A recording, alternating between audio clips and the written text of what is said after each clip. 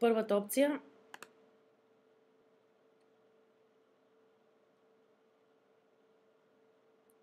да се облечем.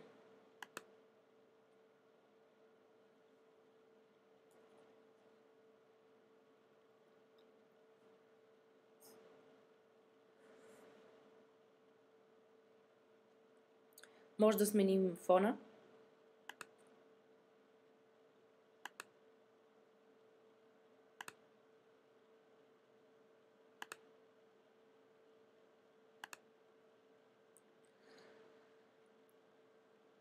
Натискаме с ляв бутон и влачим, за да приближим аватара. Или пък ето тук са опциите за навигация.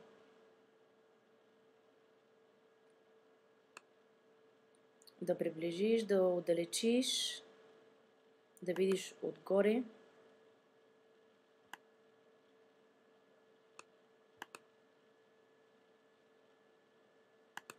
Наляво, надясно, нагоре, надолу.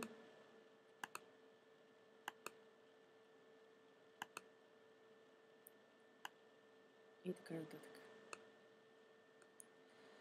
Значи, моите дрехи. Имаме първото копченце, стиловете на косата.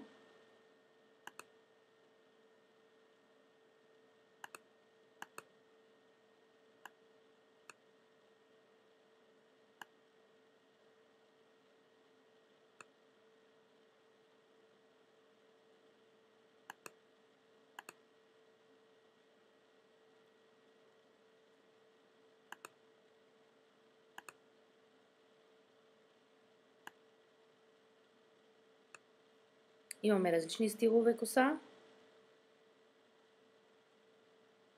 която може да сменяме. Ето, примерно тази. Натискайки, се сменя косата.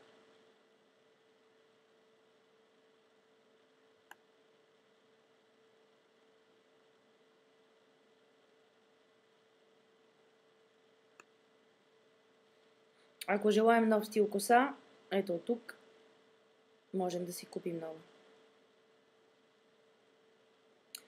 Следващото копченце. Това е цвета на кожата и всичко свързано с кожата. Устни, вежди, цвят на кожата и така нататък. Ето, примерно, може да сменим цвета на устните. В мъжкия вариант може да имате стилове на брада, на мустаци и така нататък. Ето е със сменен цвят на устните. И по същия начин, ако желаем нещо друго, свързано с кожата, отиваме да си го купим. Следващото бутонче са очите.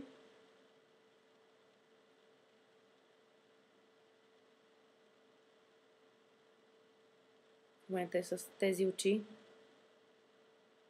и са сложени тези вежди. Може да ги махнем. Или пък да ги сложим отново. И по същия начин, натискайки, се сменят. Ако желаете нови, отивате да си купувате. Следващото бутонче, горните дрехи. Тялото е разделено на две части. Горна дреха от кръста нагоре и долната дреха от кръста надолу.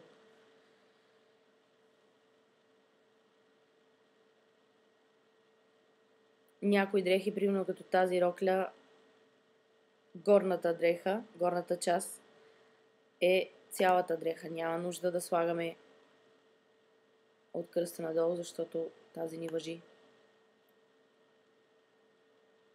Отдалечаваме, за да видим.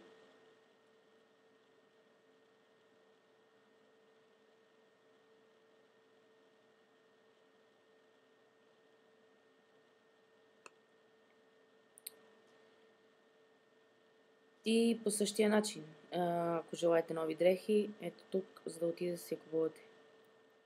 Оставаме си я със същата блузка.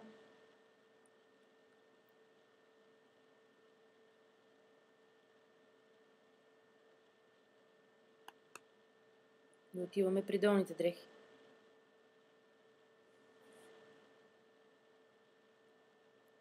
Преди беше с тези дънки, в момента са сложени тези гащички, за да не е гола кукличката.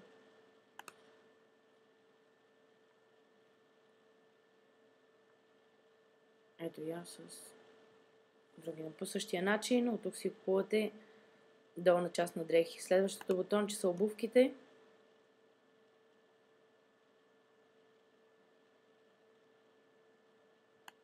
В момента е с тези обувки. Слагаме примерно други. И по същия начин с всички опции.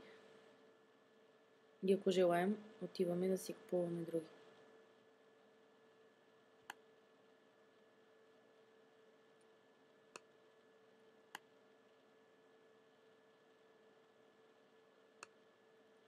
Следващото украшенията и така нататък.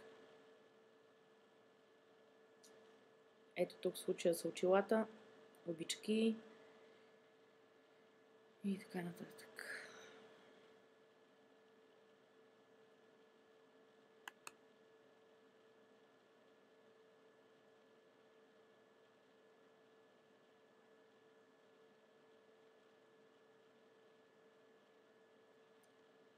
И това е свързано с дрехите. Благодаря.